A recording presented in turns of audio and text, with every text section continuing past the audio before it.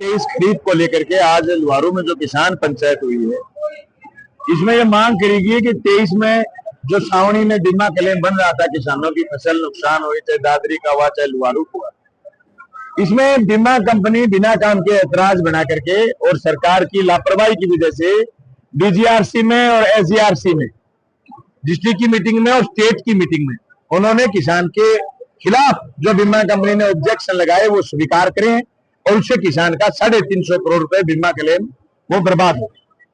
इस सरकार से मांग है कि जो ऑब्जेक्शन उन्होंने झूठे लगाए हैं, सैटेलाइट के जरिए ऑब्जेक्शन लगाए हैं, उन ऑब्जेक्शनों को निरस्त करा जाए और किसानों को बीमा क्लेम दिलवाया जाए।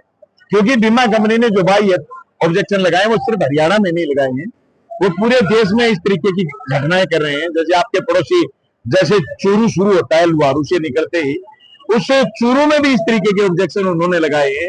वहां किसान बहुत मजबूती से लड़ रहे हैं, वहां का इशू 750 करोड़ का है। यानी आपके और हमारे इशू अलग अलग नहीं है।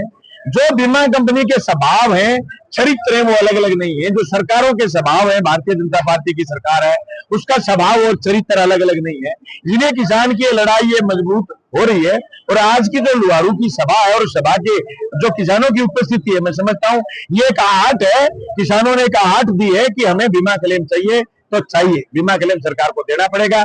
उसके संबंध में जो अगले कार्यक्रम जारी करे हैं वो साथी रवि आजाद। और देखिए 19 मार्च को भी लुहारू कोर्ट में पंचायत करके 1 महीने का अल्टीमेटम दिया गया था, लेकिन 1 महीना नहीं 2 महीने से भी ज्यादा का वक्त बीत गया, लेकिन अब तक 150 करोड़ दादरी के और लगभग 200 करोड़ रुपए भिवानी जिले का बीमा क्लेम नहीं मिला।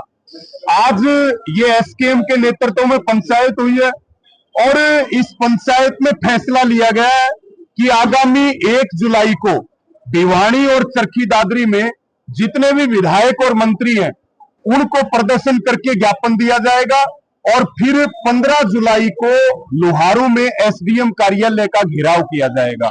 ये हमारा बिल्कुल स्पष्ट मत है कि ये केवल पंचायत से मानने वाले नहीं है, केवल बातों से मानने वाले नहीं है, ये केवल ज्ञापन से मानने वाले नहीं है।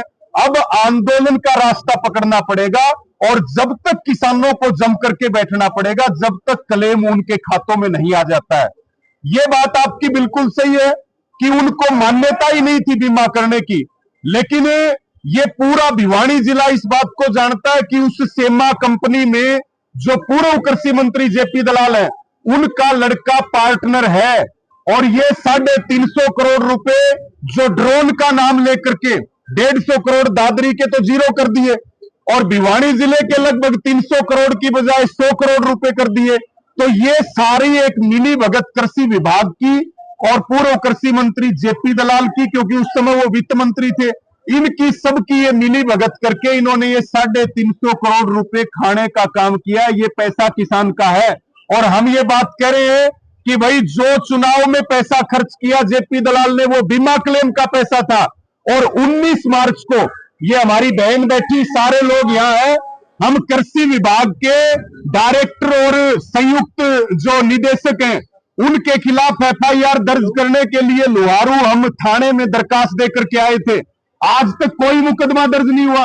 किसान पंचायत कर ले, मजबूरी में सड़क पर बैठ जाए तो उसके ऊपर मुकदमा दर्ज होता है। और जिन लोगों ने इतना बड़ा घपला किया है उनके खिलाफ कोई कार्रवाई नहीं है। हरियाणा सरकार उनको बचाने में लगी हुई है, लेकिन हमने ये ठान लिया है कि ये बीमा क्लेम भी लेंगे और उसके बाद रबी का मामला है और लगभग 318 करोड़ रुपए हमारा मुआवजा रबी का है, वो भी सारा दबा करके बैठे। इसके खिलाफ अब लुहारू की धरती से जोरदार संघर्ष चलेगा। और एक अंतिम बात कहूंगा, जब ये मामला उठाना शुरू किया बीमा क्लेम का, उस समय कृषि मंत्री जेपी दलाल ने मीडिया और सोशल मीडिया में आके कहा बिल्कुल किसानों के साथ नाजायज हुआ, हम ये पैसा किसानों को क्लेम दिलाएंगे। आज 3 महीने से ज्यादा का वक्त बीत गया, किसान के खाते में एक नया पैसा नहीं आया।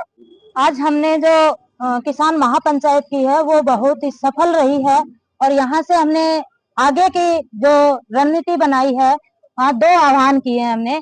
एक तो 1 तारीख को हम एमएलए एमपी को यहाँ ज्ञापन देंगे और उसके बाद हम एसडीएम कार्यालय का घेराव करेंगे और न कि घेराव, वहाँ एसडीएम कार्यालय के ताला लगाएंगे, क्योंकि जब तक हमारा बीमा क्लेम वापस नहीं आएगा हमारे खाते में नहीं डल जाएगा किसान के, तब तक हम उस ताले को लगा के रखेंगे, क्योंकि यहाँ के एसडीएम को कोई अख्तियार नहीं है कि वो यहाँ के किसानों का आवाज नहीं उठा सकते, किसानों का जो बीमा नहीं दिलवा सकते, तो उस कुर्सी पर बैठने का भी कोई अधिकार नहीं है। तो हम ये बीमा क्लेम लेकर के रहेंगे।